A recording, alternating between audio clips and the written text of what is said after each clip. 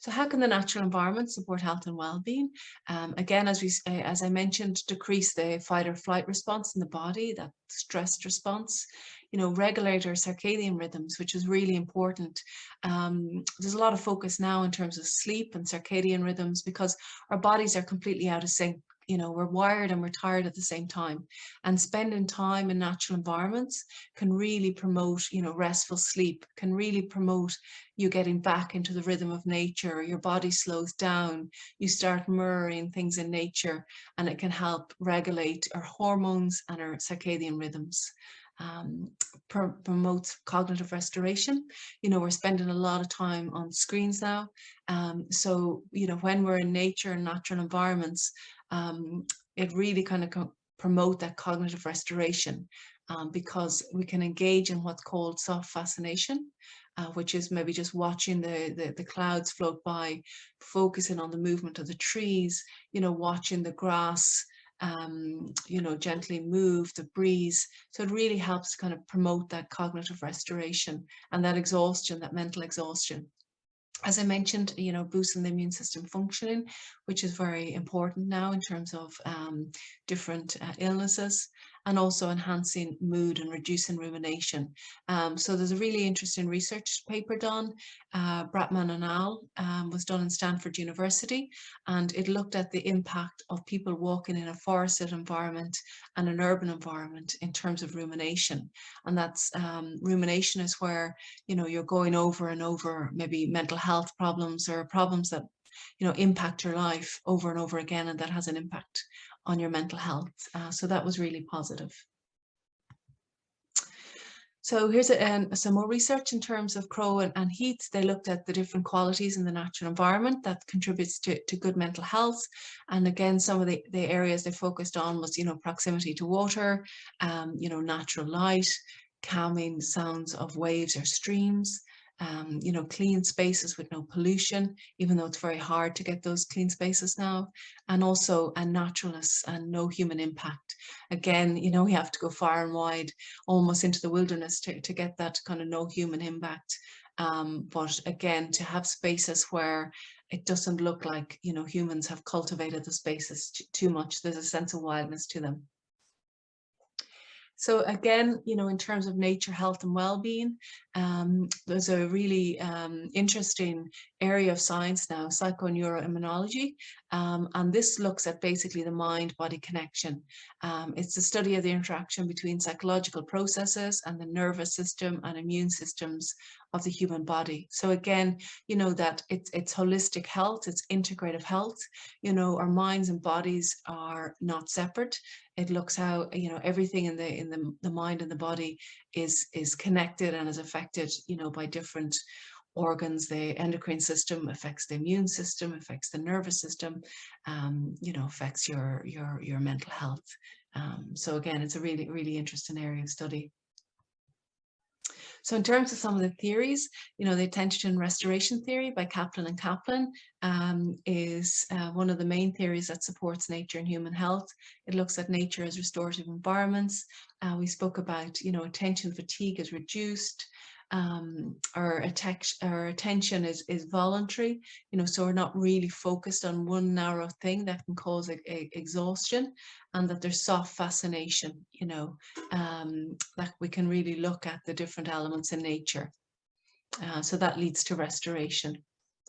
And also the psychophysiological stress recovery theory by Roger Ulrich looks at how natural environments can promote recovery from stress, reducing arousal levels, being in nature from noise of the traffic, from the urban soundscape, from bright lights, that can all have a reduction of stress in the body, and it helps natural environments such as parks, such as forests, such as blue space, different green spaces can really restore energy and vitality.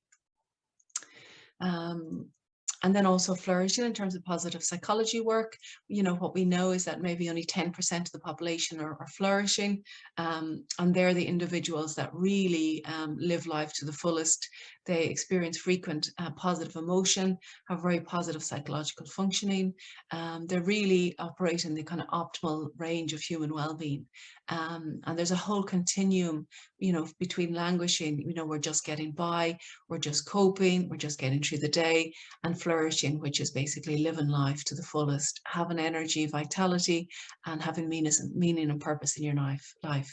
And we know that contact with the natural world and nature can really enhance flourishing in terms of building that vitality, enhancing resilience, restoring our minds and our bodies and our spirits. And there's some really interesting work now on post-traumatic growth and nature, spending time in nature. So what we know is that there has been a lot of trauma over the last couple of years, and people probably heard of, you know, post-traumatic stress, but you may not have heard of post-traumatic growth, which is, you know, a positive psychological change as a result of experiencing trauma. So it's not just resilience, you just don't go back to your baseline, you go beyond that level of functioning to a higher level where you have you know, more insight into your life, you have deeper meaning, you have better appreciation, you have more purpose in your life. So really experiencing the trauma can help push people through to higher levels of functioning, of growth, personal growth, of awareness. And spending time in nature, in solitude, in reflection can really support that post-traumatic growth. So what we know is some of the lessons from nature, you know, is that spending time in natural spaces gives us time for the kind of deeper reflection that we don't have. You know, we don't have time for these days because we're always on social media. We've always got tasks to do. We're meeting various deadlines. So we're not spending time, you know, in deep reflection and contemplation. And that really helps to integration in terms of maybe some issues you're struggling with. And what we know, you know, in terms of lessons from nature is that, you know, meaning and metaphor of life and death cycles can support grief and loss. So when we go into, just say, a forest environment, people notice the death and decay and how, you know, maybe a tree that has is in the process of dying really supports new life. It gives shelter, it provides habitats, you know, provides nutrients. So it's not just that's the end, there's a cycle of growth that comes from birth and death and regrowth. So that can be really powerful for people in terms of metaphors and supporting them in their healing and grief process. Really kind of deeper understanding of what's important. So I think, you know, spending time, you know, with the sea, spending time by the mountains, giving you kind of a greater perspective of the simplicity of life, of, you know, what really matters in life. And I think we saw that during the pandemic, when everything was shut down, when all our social opportunities were shut down, you know, for leisure, people spent a lot of time in their parks. They went out to their local green spaces. They really started to appreciate the simplicity of what they had on their doorstep, the everyday nature, nearby nature. So again, in nature, we have a kind of a deep experience of awe and wonder that can lead to peak experiences or transformative experiences for some people. And then that can really shift, you know, their understanding of where they fit in terms of the bigger picture. So sometimes for me, standing, you know, on the beach where the waves are breaking, they're constantly coming. Like, I understand in terms of my own problems, they're only minuscule if you think of the whole universe, if you think of the wider cycles of nature. And also there can be a sense of oneness. People feel at one with nature. They're part of nature. They are nature, and they really want to kind of fight and protect it. Also strengthen spirituality. You know, for some people, nature is a very sacred space. You know, it gives them great meaning and purpose. And they have a great respect and reverence for the natural environment that can really support their well-being. Because what we know in terms of the well-being research is that people have strong spirituality can support them in times of great distress and need. And also greater awareness of the interconnectedness of life, that we're only a small part of the bigger picture, that we have to play a role, you know, in the family of things, in the web of life. We have to respect nature and nature's rights.